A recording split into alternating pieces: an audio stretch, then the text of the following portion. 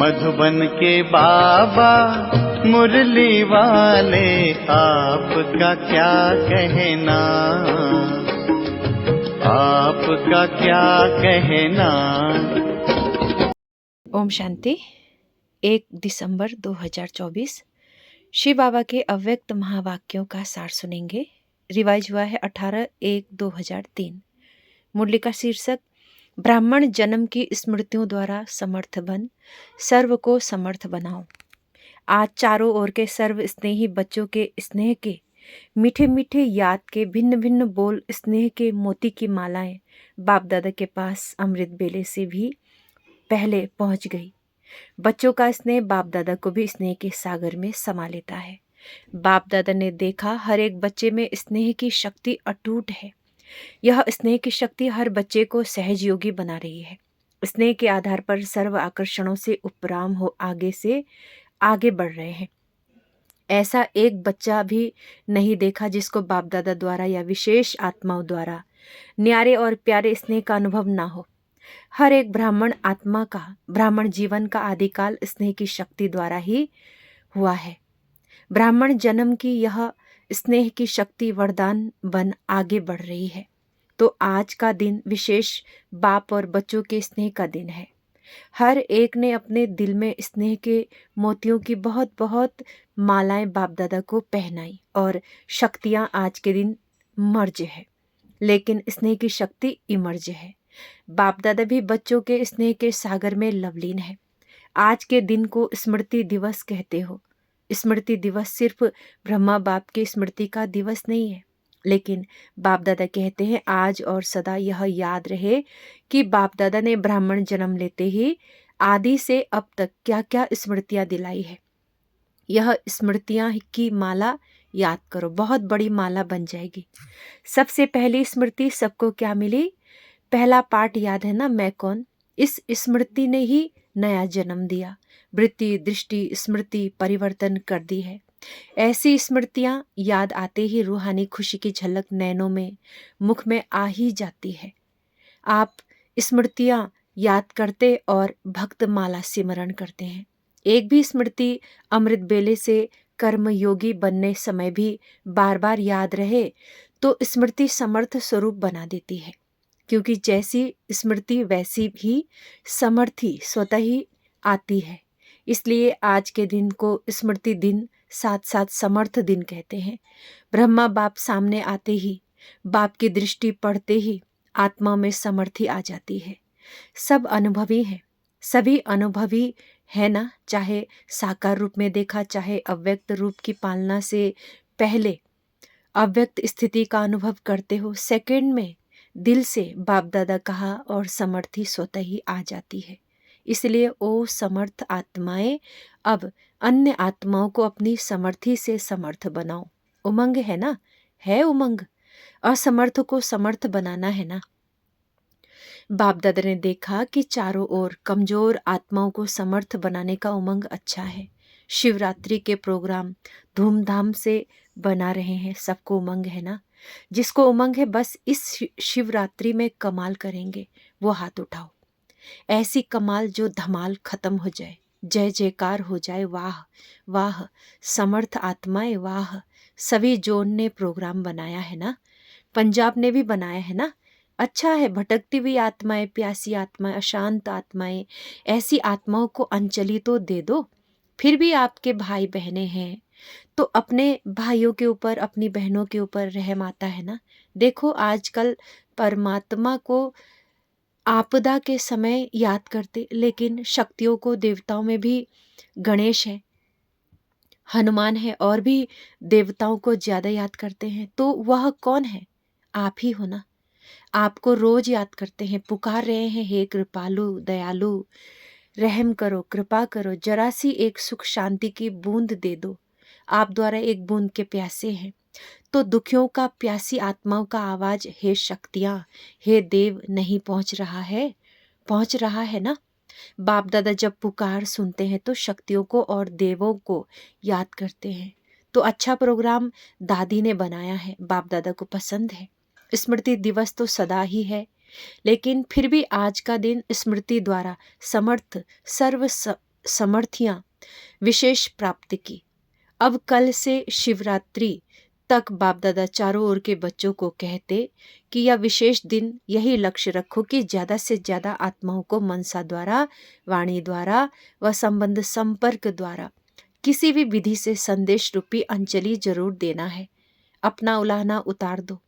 बच्चे सोचते हैं अभी विनाश की डेट तो दिखाई नहीं देती है, तो कभी भी उलाहना पूरा कर लेंगे, लेकिन नहीं, अगर अभी से उलाहना पूरा नहीं करेंगे तो ये भी उलाहना मिलेगा कि आपने पहले क्यों नहीं बताया। हम भी कुछ तो बना देते, फिर तो सिर्फ ओहो प्रभु कहेंगे। इसलिए उन्हें भी कुछ कुछ तो वर्षे की अंजलि लेने दो।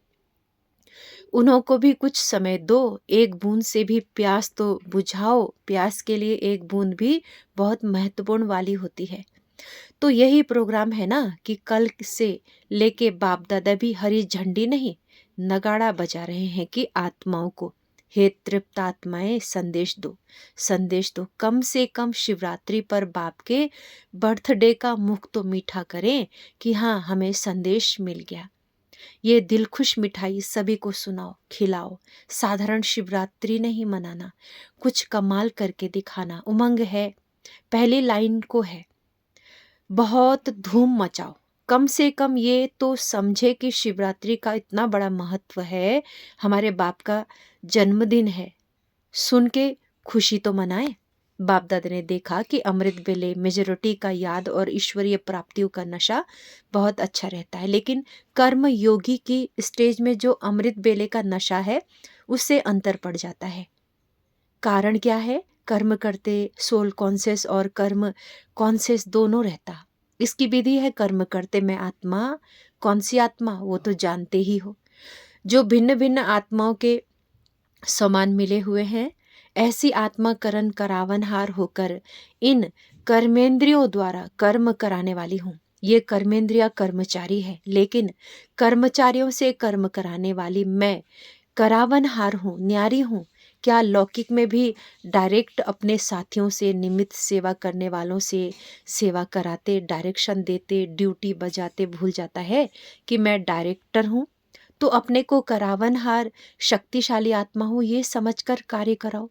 ये आत्मा और शरीर वह करनहार है, वह करावनहार है। ये स्मृति मर्ज हो जाती है। आप सबको, पुराने बच्चों को मालूम है कि ब्रह्मा बाप ने शुरू में क्या अभ्यास किया। एक डायरी देखी थी ना, सारी डायरी में एक ही शब्द, मैं भी आत्मा, जसोदा भी आत्मा, वो बच्चे भी आत्मा, आत्मा है, आत्मा है। ये फाउंडेशन सदा का अभ्यास किया। तो ये पहला पाठ, मैं कौन, इसका बार बार अभ्यास चाहिए, चेकिंग चाहिए। ऐसे नहीं मैं तो हूँ ही आत्मा। अनुभव करे कि मैं आत्मा करावनहार बन कर्म करा रही हूँ। करनहार अलग है, करावनहार अलग है। ब्रह्मा बाप का दूसरा अनुभव भी सुना है कि यह कर्मेंद्रिया कर्मचारी है। तो रोज रात की कचहरी सुनी है ना, तो मालिक बन इन कर्मेंद्रियों रूपी कर्मचारियों से हालचाल पूछा है। तो जैसे ब्रह्मा बाप ने ये अभ्यास फाउंडेशन बहुत पक्का किया, इसलिए जो बच्चे लास्ट में भी साथ रहे उन्होंने क्या अनुभव किया कि बाप कार्य करते भी, शरीर में होते हुए भी अशरीरी स्थिति में चलते फिरते अनुभव होता रहा। चाहे कर्म का हिसाब भी चुक्त करना पड़ा, लेकिन साक्षी हो, न स्वयं कर्म के हिसाब के वश रहे, न औरों को कर्म के हिसाब किताब चुक्त होने का अनुभव कराया। आपको मालूम पड़ा कि ब्रह्मा बाप अव्यक्त हो रहा है? नहीं मालूम पड़ा ना। तो इतना न्यारा साक्षी अशरीरी अर्थात कर्मातीत स्टेज बहुत काल से अभ्यास की, तब अंत में भी वही स्वरूप अनुभव हुआ। ये बहुत काल का अभ्यास काम में आता है।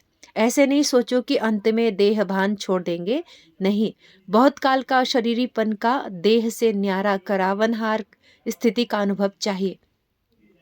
अंतकाल चाहे जवान है, चाहे बूढ़ा है, चाहे तंदुरुस्त है, चाहे बीमार है, किसी का भी कभी भी आ सकता है। इसीलिए बहुत काल साक्षीपन के अभ्यास पर अटेंशन दो। चाहे कितनी भी प्रकृति आपदाएं आएंगी, लेकिन ये अब अशरीरीपन की स्टेज आपको सहज न्यारा और बाप का प्यारा बना देगी। इसलिए बहुत काल शब्द को बाप दादा अंडरलाइन करा रहे हैं क्या भी हो सारे दिन में साक्षीपन की स्टेज का, करावनहार की स्टेज का, अशरीरीपन की स्टेज का अनुभव बार बार करो, तब अंतमति फरिश्ता सो देवता निश्चित है। बाप समान बनना है तो बाप निराकार और फरिश्ता है। ब्रह्मा बाप समान बनना अर्थात फरिश्ता स्टेज में रहना। जैसे फरिश्ता रूप साकार रूप में देखा, बात सुनते, बात करते, कारोबार करते अनुभव किया कि जैसे बाप शरीर में होते न्यारे हैं। कर्म को छोड़कर अशरीरी बनना ये तो थोड़ा समय हो सकता है, लेकिन कार्य करते समय निकाल अशरीरी पावरफुल स्टेज का अनुभव करते रहो। आप सब फरिश्ते हो। बाप द्वारा इस ब्राह्मण जीवन का आधार ले संदेश देने के लिए साकार में कार्य कर रहे हो। फरिश्ता अर्थात देह में रहते, देह से न्यारा, और यह एग्जाम्पल ब्रह्मा बाप को देखा है। असंभव नहीं है, देखा, अनुभव किया। जो भी निमित्त हैं, चाहे अभी विस्तार ज्यादा है, लेकिन जितनी ब्रह्मा बाप की नई नॉलेज, नई जीवन, नई दुनिया बनाने की जिम्मेवारी थी, उतनी अभी किसी की भी नहीं है। तो सबका लक्ष्य है ब्रह्मा बाप समान बनना अर्थात फरिश्ता बनना। शिव बाप समान बनना अर्थात निराकार स्थिति में स्थित होना मुश्किल है क्या?